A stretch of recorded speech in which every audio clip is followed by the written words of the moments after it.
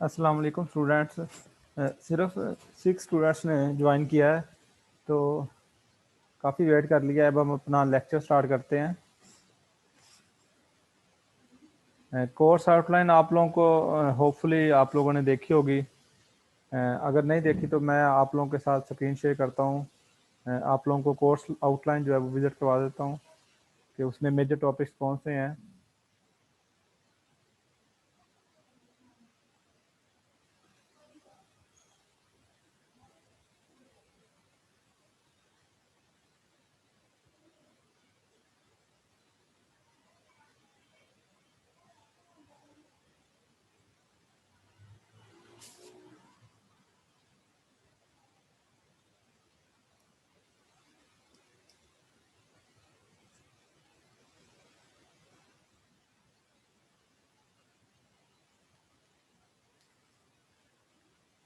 मैं आप लोगों के साथ स्क्रीन शेयर कर रहा हूँ, जिसमें आप स्कीम ऑफ स्टडी चेक कर सकते हैं। कोर्स टाइटल है general equilibrium and welfare economics, and this is the introduction chapter, and there is a two major chapters, that is economic efficiency and second one is general equilibrium. हम ये दो topics जो है detail में discuss करेंगे through out the semester. इन पे हमारा focus रहेगा, इनकी थ्योरीज वगैरह सब कुछ हम डिस्कस करेंगे। और इसके अलावा मतलब टॉपिक्स हम सारे कवर करेंगे। कोई सीक्वेंस में आगे पीछे हो सकता है, वो मतलब मुझे जैसे बेहतर लगेगा मैं उस सीक्वेंस से चलूँगा। बाकी हम ये सारे कोर्सेज जो आपकी स्क्रीन पे विजिबल हैं, ये हम कवर करेंगे।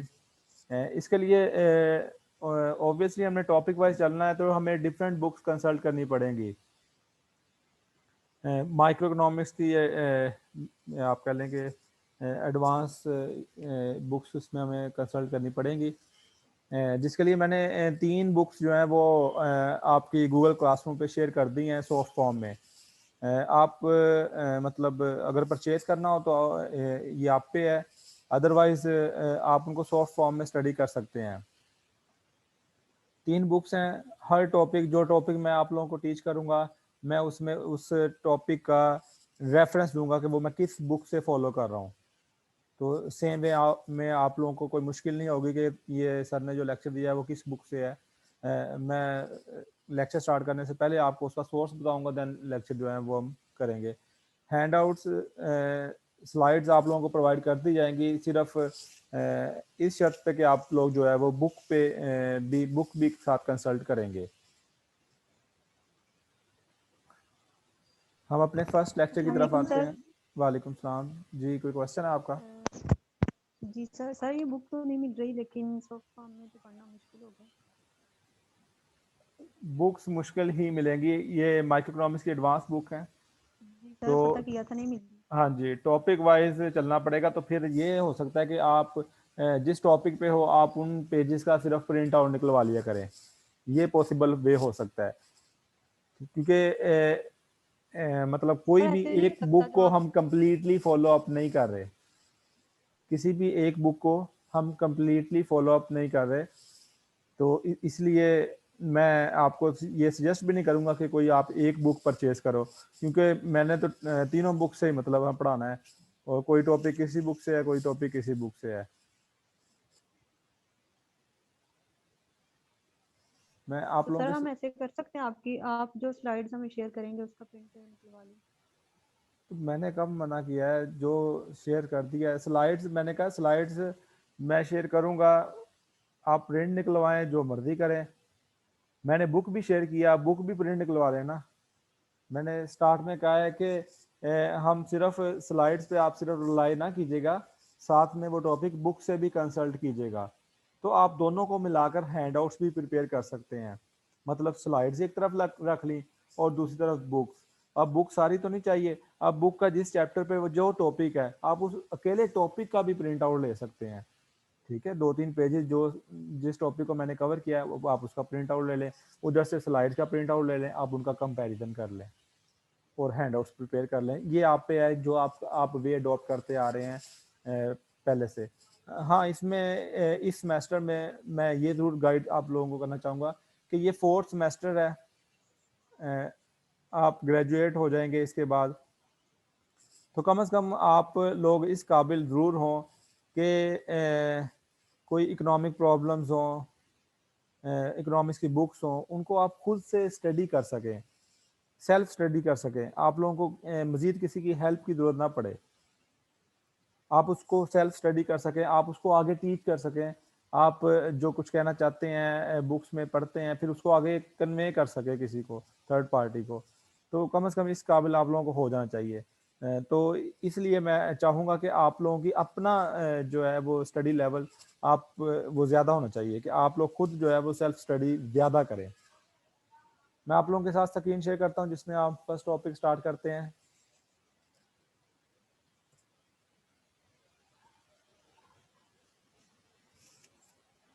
General equilibrium and welfare economics course title है आपका।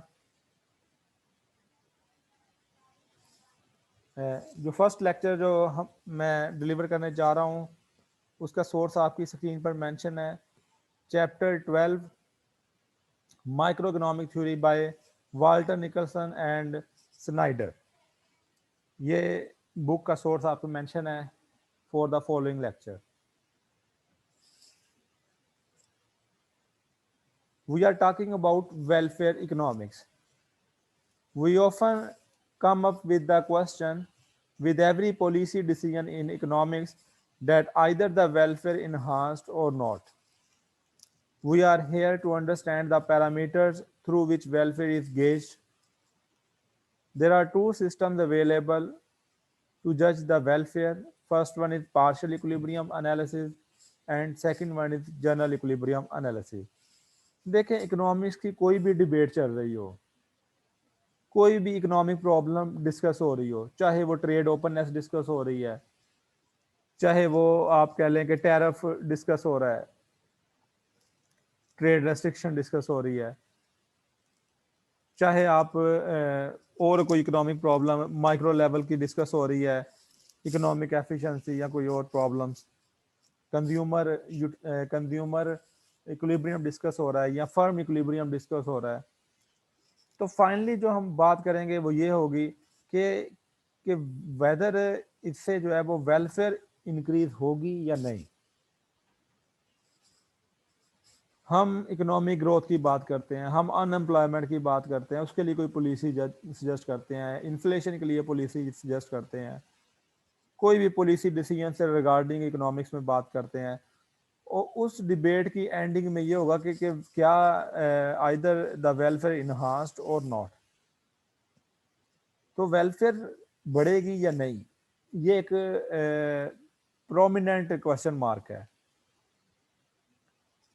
इन the developing countries and as well as in the developed countries. तो वेलफेयर इंक्रीज होती है या नहीं होती है, उसको मेजर करने के लिए हमारे पास दो तरह के थ्योरीज अवेलेबल हैं। एक हम पार्शियल इक्विलिब्रियम एनालिसिस करते हैं, इंडिविजुअल एनालिसिस होता है जिसमें इंडिविजुअल कमोडिटीज को एनालाइज करते हैं, और दूसरा जनरल इक्विलिब्रियम एनालिसिस होता है। आपने प्रीवियसली भी कोर्स डिस्कस किया है इंटरनेशनल ट्रेड थ्योरी, उसमें भी पार्शियल इक्विलिब्रियम और जनरल इक्विलिब्रियम एनालिसिस डिस्कस किया था, अगर आपको याद हो। तो सेम वे में वैसे ही है, तो ये इसकी माइक्रो इकोनॉमिक्स में फर्दर एप्लीकेशन है जो हम स्टडी करेंगे। First one that we are going to discuss is partial equilibrium analysis. Professor Alfred Marshall developed this analysis first to study demand concept in any market.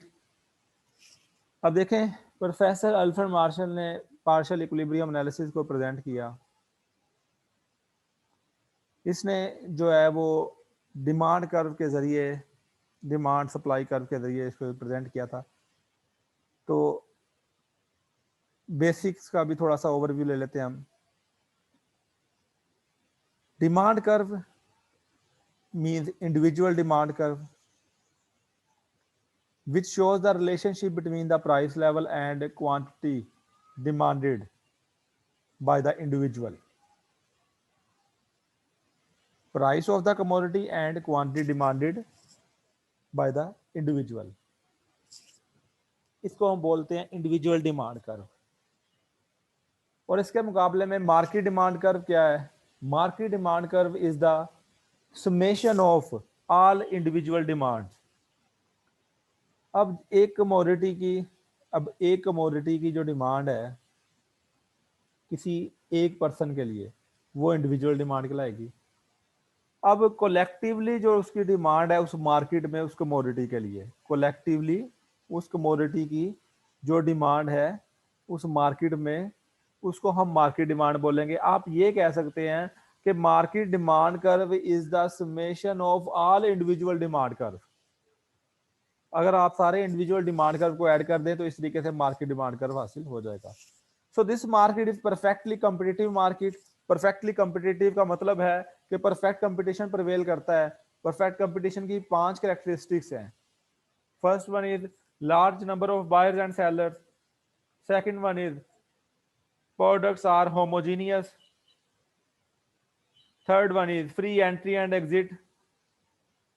Fourth one is perfect factor mobility, and fifth one is rational behavior, rational consumer। तो ये 5 characteristics हैं, ये fulfil होना जरूरी है perfectly competitive market के लिए। And partial equilibrium analysis is the single commodity model, is a single commodity model. यहाँ पे मैं मार्शेलियन डिमांड मॉडल में, मार्शेलियन मॉडल में और मैथमेटिकल मॉडल में एक डिफरेंस को हाईलाइट करना चाहूंगा। वो ये है कि मार्शेलियन मॉडल में हम वाई एक्सिस पे इंडिपेंडेंट वेरिएबल को लेते हैं, जबकि एक्स एक्सिस पे हम डिपेंडेंट वेरिएबल को लेते हैं। जैसा कि आप पढ़ते आ रहे हैं, quantity demand is a function of price. जब जब इक्वल साइन लग जाता है किसी इक्वेशन में, तो उसके राइट साइड पे जो वेरिएबल होते हैं वो इंडिपेंडेंट वेरिएबल कहलाते हैं, और जो लेफ्ट साइड पे वेरिएबल होता है वो डिपेंडेंट वेरिएबल कहलाता है। तो मार्शेलियन मॉडल में जो इंडिपेंडेंट वेरिएबल है वो वाई एक्सिस पे होता है, जबकि जो डिपेंडेंट वेरिएबल है वो एक्स एक्सिस पे होता है। On the other hand in mathematical model जो आपका डिपेंडेंट वेरिएबल है वो एक्स एक्सिस पे है, सॉरी जो डिपेंडेंट वेरिएबल है वो वाई एक्सिस पे है, और जो इंडिपेंडेंट वेरिएबल है वो एक्स एक्सिस पे है। मतलब मैथमेटिकल मॉडल जो है वो बिल्कुल ऑपोजिट है मार्शेलियन डिमांड मॉडल के लिहाज से। Individual Marshallian demand function can be summarised as quantity of x demanded is equal to x, और ब्रैकेट में मेंशन है price of X commodity and price of Y price of Y commodity. इस sense में this is the price of substitute, and I stands for income. और भी variable हो सकते हैं इसके अलावा भी। एक्स की जो डिमांड है, क्वांटिटी डिमांड ऑफ एक्स, ये डिपेंड करती है price of X commodity, price of substitute, income, taste, fashion, और भी प्रेफरेंसेस, और भी वेरिएबल हो सकते हैं। जबकि हम डिमांड कर्व में अदर वेरिएबल्स को कांस्टेंट अज्यूम करते हैं। These are the assumptions of law of demand. Law of demand में आपने पढ़ी होंगी। जबकि जो मार्केट का मार्शेलियन डिमांड फंक्शन होगा which will be the summative of all individual demand curve. अगर आप समेशन ले लेते हैं तमाम इंडिविजुअल डिमांड कर्व का, तो ये बन जाएगा market demand of X commodity. X commodity देखे ना, एक्स की अकेली एक पर्सन के लिए जो डिमांड है वो इंडिविजुअल डिमांड कहलाएगी। एक्स की पूरे मार्केट में कितनी डिमांड है वो मार्केट डिमांड कहलाएगी। तो market demand of X is equal to summation X bracket start price of X commodity, price of substitute, and income of ith person. तो जो मार्केट डिमांड है उसके साथ आपने समेशन लगा दिया है, ये तमाम इंडिविजुअल डिमांड को ऐड अप करेगी। और अगर आप ग्राफिकली देखना चाहें तो ग्राफिकली भी आप देख सकते हैं, ये भी इंडिविजुअल 1 है, डायग्राम में मेंशन है, ये इंडिविजुअल 2 है। तो मार्केट डिमांड कर्व के लिए हमने इंडिविजुअल डिमांड को ऐड कर दिया है। अगर आप इसके ऊपर भी देखें तो x1 को और प्लस x2, देन हमने इसको ऐड कर दिया है, और ये आपके सामने मार्केट डिमांड कर्व बन गया है। हाँ, यहाँ पे एक चीज जरूर ड्राइव होती है कि जो market demand curve is the more flatter than the individual demand curve. The shape of market demand curve is more elastic और more flatter than the individual demand curve. यहाँ पे विजिबल है कि जो मार्केट डिमांड कर्व होगा वो उसकी जो शेप होगी वो ज्यादा फ्लैटर होगी, वो ज्यादा इलास्टिक होगा as compare to individual demand curve, क्योंकि कमोडिटी का प्राइस लेवल तो वही रहेगा। परफेक्ट कंपटीशन है, परफेक्ट कंपटीशन में प्राइस लेवल तो वही रहेगा, लेकिन चूंकि डिमांड चेंज हो रही है, क्वांटिटी डिमांड को हम एड अप कर रहे हैं इंडिविजुअल की डिमांड को, इसलिए जो है ये कर्व इलास्टिक होगा।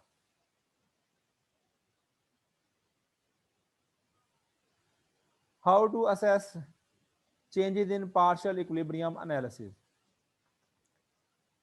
अब इस पहले हम डिमांड कर्व की चेंजेस पढ़ते हैं, बाद में पार्शियल इक्विलिब्रियम की तरफ जाएंगे। ऑब्वियसली जो पार्शियल इक्विलिब्रियम है वो डिमांड एंड सप्लाई के म्यूचुअल कॉम्बिनेशन से बनेगा। अब इस डिमांड कर्व में कैसे चेंजेस आ सकती हैं? इस डिमांड कर्व में दो तरह की चेंजेस हो सकती हैं। एक है due to change in the price level, उसे हम मेजर करेंगे इलास्टिसिटी से, और दूसरी है due to change in the other factors, और उसमें क्या होगा? Shifting of the demand curve. दो तरह की चेंजेस जो है वो असेस की जा सकती हैं डिमांड कर्व में। First one is due to change in the price level, price of that commodity, price of concern commodity, and this will be measured by the elasticity of demand. And second one is assessed by changes in the other factors. Other factors lies price of substitute, income, preferences, taste, fashion, etc. weather. और ये नजर आएगी कैसे demand curve shift कर जाएगा, shifting in the demand curve. Elasticity, it is the responsiveness in one variable due to the change in the other variable. Responsiveness change in one variable due to the change in other variable. You can say that elasticity of demand measures the responsiveness change in quantity demand as the result of change in the price level. Elasticity of demand measures the responsiveness change in quantity demand as a result of change in the price level. आपके सामने formula mention है, price elasticity of demand is equal to proportionate change in quantity demand divided by proportionate change in the price level. और proportionate change कैसे find out करते हैं? proportionate change in quantity demand is equal to delta Q over Q, और इसी तरह proportionate change in the price level वो है delta P over P। तो अगर आप उसको ऊपर ले आते हैं तो ये फार्मूला बनेगा delta Q over delta P into P over Q। ये वही फार्मूला है जो आप ऑलरेडी माइक्रो इकोनॉमिक्स में इलास्टिसिटी ऑफ डिमांड का पढ़ चुके होंगे। और obviously more elastic less elastic के बारे में आप जानते हैं, मैं थोड़ा सा फिर अगेन रिवाइज कर देता हूं। If the value of elasticity of demand is greater than 1, it means के quantity demand is more sensitive to the price level. Change in quantity demand is more sensitive to the price level, के price level के change होने से quantity demand में ज्यादा change आ रही है, then price elasticity of demand will be greater than 1। and if the responsiveness change in quantity demand is lesser than the change in the price level, कि अगर प्राइस के मुकाबला में क्वांटिटी डिमांड में कम चेंज आ रही है तो हम इसको लेस इलास्टिक डिमांड भी कहेंगे। और लेस इलास्टिक केस में जो डिमांड कर्व है उसकी जो शेप है वो स्टीपर होगी, और जो इलास्टिक डिमांड कर्व होगा उसकी जो शेप होगी वो फ्लैटर होगी। आपकी स्क्रीन पे मेंशन है, जो लेफ्ट हैंड साइड पे डायग्राम है वो मोर इलास्टिक कर्व के लिए डायग्राम है, और जो राइट हैंड साइड पे डायग्राम है वो लेस इलास्टिक डिमांड कर्व के लिए डायग्राम है। और दूसरी जो चेंज आ रही थी वो इस वजह से है, वो है due to change in other factor, और उस केस में डिमांड कर्व जो है वो शिफ्ट कर जाएगा। वो अदर फैक्टर्स कौन से हो सकते हैं? वो इनकम भी हो सकता है, वो प्राइस ऑफ सब्सिट्यूट भी हो सकता है, एंड सो ऑन।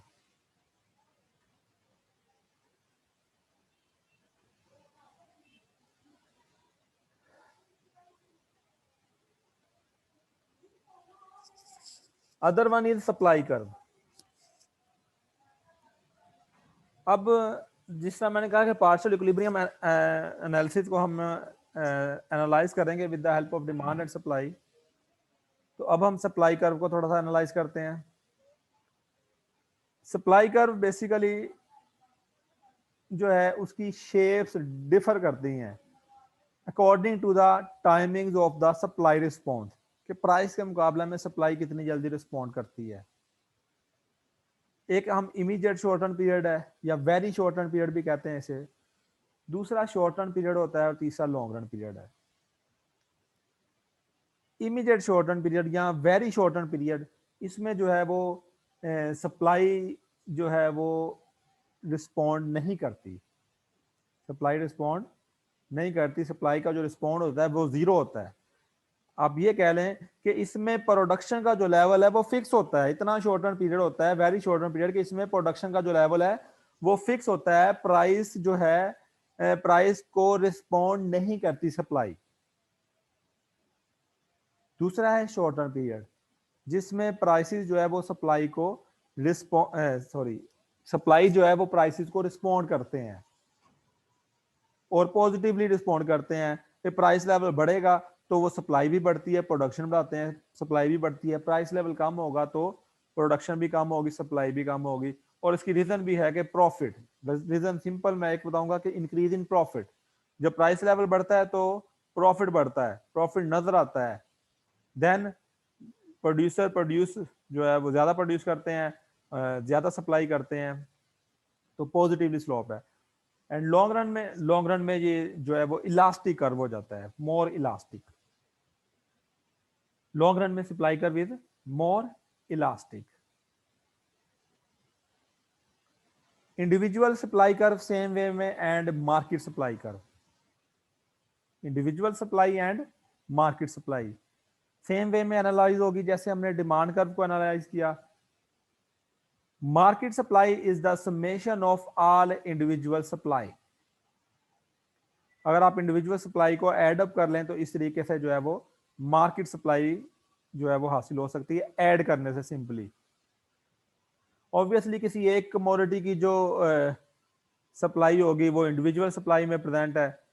अगर आप उस कमोडिटी के लिए पूरी सेम कमोडिटी के लिए पूरी मार्केट में उसकी क्या सप्लाई है उसको ऐड कर लें तो वो मार्केट सप्लाई कर्व बन जाएगा। माइक ऑफ कर लें बेटा।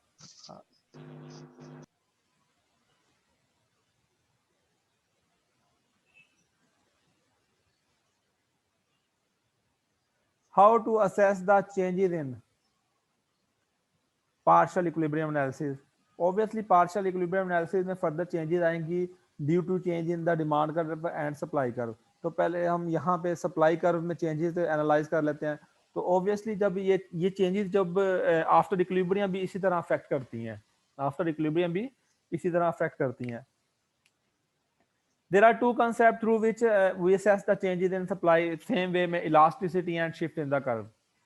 First one is due to change in the price level, which is assessed by or measured by the elasticity of supply. And second change is judged by the shifting in the supply curve as a result of changes in other factors.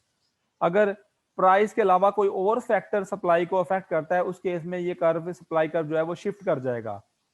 और पहले वाला क्या है कि वो price level के change होने से जो है वो ऑब्वियसली उसकी शेप चेंज होगी, इलास्टिसिटी या इलास्टिक हो जाएगा, इन इलास्टिक हो जाएगा, मोर इलास्टिक हो जाएगा, and so on.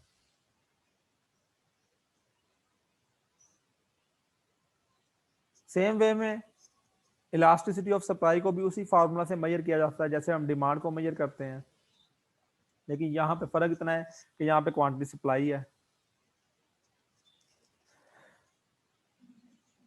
Elasticity of supply measures the responsiveness change in quantity supply as a result of change in the price level.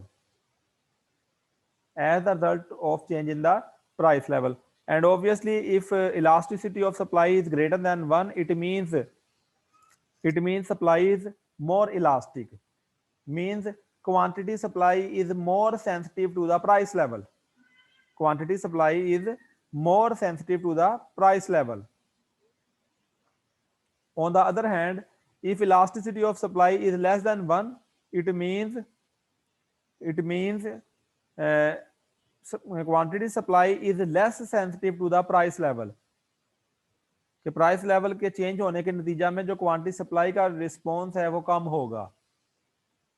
तो लेस इलास्टिक केस में ये कर्व स्टीपर बनेगा और मोर इलास्टिक केस में ये कर्व जो है वो फ्लैटर बनेगा। और सप्लाई कर्व किन फैक्टर की वजह से शिफ्ट करेगी? अदर चेंज वो ये है, इनपुट प्राइस हो सकती है, टेक्नोलॉजिकल चेंजेस हो सकती हैं, production number of producer in the market, ये हो सकते हैं। आपकी स्क्रीन पर जो है वो डिमांड कर्व में जो चेंजेस का शिफ्टिंग का बाइस बनते हैं वो भी वेरिएबल्स विजिबल है, और सप्लाई कर्व में जो चेंजेस का बाइस बनते हैं वो वेरिएबल भी विजिबल है। इक्विलिब्रियम की तरफ आते हैं। सिंपली जहां पे डिमांड और सप्लाई कर्व आपस में एक दूसरे को इंटरसेक्ट करते हैं वहां पे इक्विलिब्रियम होगा। और परफेक्टली कॉम्पिटिटिव मार्केट में इक्विलिब्रियम की दो कंडीशन है। अगर फर्म के लिहाज से देखा जाए, अगर टिपिकल फर्म के लिहाज से देखा जाए, तो इक्विलिब्रियम की दो कंडीशन है। एक है margin revenue must be equal to marginal cost, and second one is that slope of marginal cost must be greater than the slope of marginal revenue. और अगर टिपिकल मार्केट के लिहाज से देखा जाए तो टिपिकल मार्केट के लिहाज से या इंडिविजुअल के लिहाज से देखा जाए तो जहां पे सप्लाई और डिमांड कर्व आपस में इंटरसेक्ट करते हैं वहां पे जो है वो पार्शियल इक्विलिब्रियम मौजूद होगा। हम इसको पार्शियल इक्विलिब्रियम एनालिसिस बोलेंगे। Now what happens to this equilibrium as a result of changes in demand curve, as a result of changes in supply curve.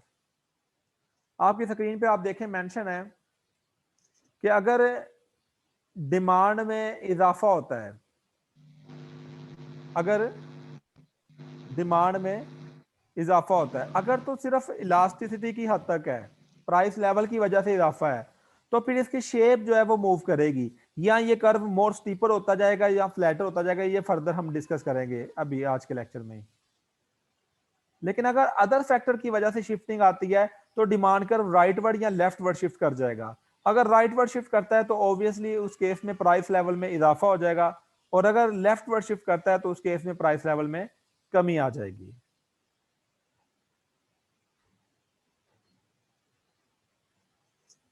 Shift in the supply curve, importance of the shape of demand curve. अब supply curve अगर shift करता है तो ये कैसा affect करता है? It depends upon the shape of demand curve. ये किस पे डिपेंड करेगा? डिमांड कर्व की शेप पे। अगर demand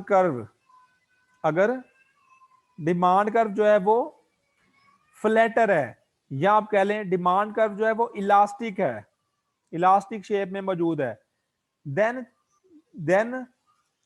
changes in the supply curve will mostly affected to the quantity level as compared to the price level। तो फिर supply curve में जो चेंजेस आएगी वो ज्यादातर जो है वो क्वांटिटी लेवल को अफेक्ट करेगी और प्राइस लेवल को कम अफेक्ट करेगी।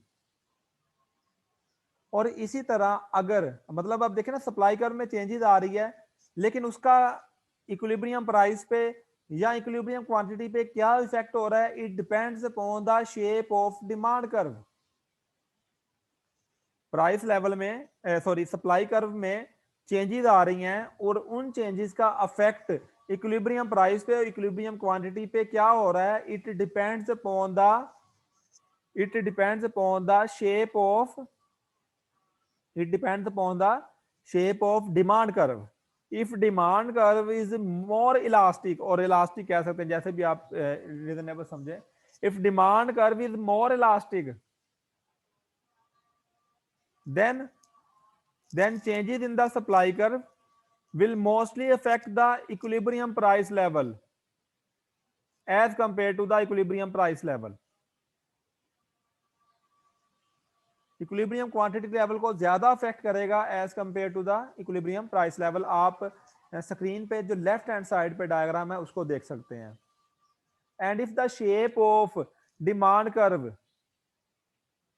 इज स्टीपर, आप ये भी कह सकते हैं if demand curve is inelastic और less elastic, if demand curve is inelastic or less elastic, then changes in the supply curve will mostly affect to the price level, equilibrium price level, and have a less effect on the equilibrium quantity. अगर demand curve जो है वो steeper है, अगर demand curve जो है वो less elastic है, स्टीपर शेप में है, तब सप्लाई कर्व में जो अगर चेंजेस आती हैं तो उसका ज्यादा इफेक्ट जो है वो प्राइस लेवल पे होगा, जब इक्विलिब्रियम प्राइस लेवल पे होगा, और कम इफेक्ट जो है वो इक्विलिब्रियम क्वांटिटी पे होगा। ये क्लियर है पॉइंट सबके लिए? अगर किसी को कंफ्यूजन है तो मैं दोबारा भी एक्सप्लेन कर सकता हूँ। क्लियर है सबको? सुन रहे हैं कि सो गए हैं? जी सर क्लियर है। जी सर क्लियर है। चलें, जागते रहिएगा, बड़ी मेहरबानी आप लोगों की। सर जाग रहे। Shift in the demand curve and importance of the shape of supply curve. अब अगर देखते हैं कि डिमांड कर्व शिफ्ट करता है तो उसके लिए सप्लाई कर्व की शेप की क्या इंपॉर्टेंस है। लेफ्ट हैंड साइड डायग्राम में देखें, if supply curve is more steeper, if supply curve is more steeper, or you can say that if supply of a commodity is inelastic or less elastic, if supply of a commodity is inelastic or less elastic, then changes in the demand curve, how changes in the demand curve will affect equilibrium price and quantity. Then जो है वो demand curve में changes आती हैं वो कैसे affect करेंगी equilibrium price को और इक्विलिब्रियम क्वांटिटी को। Here you can see that if supply curve is more steeper or supply of a commodity is inelastic, then changes in demand curve will mostly affect it to the price level as compared to the equilibrium quantity. दोनों को affect करेगा लेकिन relatively जो है price level को ज्यादा affect करेगा। And second case on the right hand side diagram, in case when supply curve is more flatter, supply curve is more flatter, or you can say that supply of a commodity is more elastic, supply of a commodity is more elastic, और इस case में changes in the demand curve will mostly affect it to the equilibrium quantity level as compared to the equilibrium price level. दोनों को affect करेगा लेकिन price level पे इसका affect demand का कम होगा, जबकि क्वांटिटी पे डिमांड कर्व का इफेक्ट ज्यादा होगा।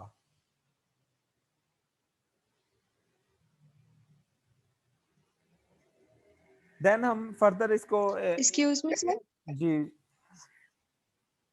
सर ये सेम ही है दोनों सिचुएशन में, लाइक हम देखा जाए कि सप्लाई या डिमांड में अगर फ्लैटर है और इलास्टिक है तो वो क्वांटिटी पे ज्यादा इफेक्ट कर रहा है, और दोनों सिचुएशन में अगर स्टीपर और लेस इलास्टिक है तो वो प्राइस पे ज्यादा इफेक्ट कर रहा है। एग्जैक्टली ऐसा ही है, लेकिन दोनों में हमने जो ये दो डिफरेंट स्लाइड्स थी, एक पे हमने जो है वो सप्लाई कर्व को अफेक्ट किया था और दूसरी स्लाइड में हम डिमांड कर्व को अफेक्ट कर रहे हैं, चेंज कर रहे हैं।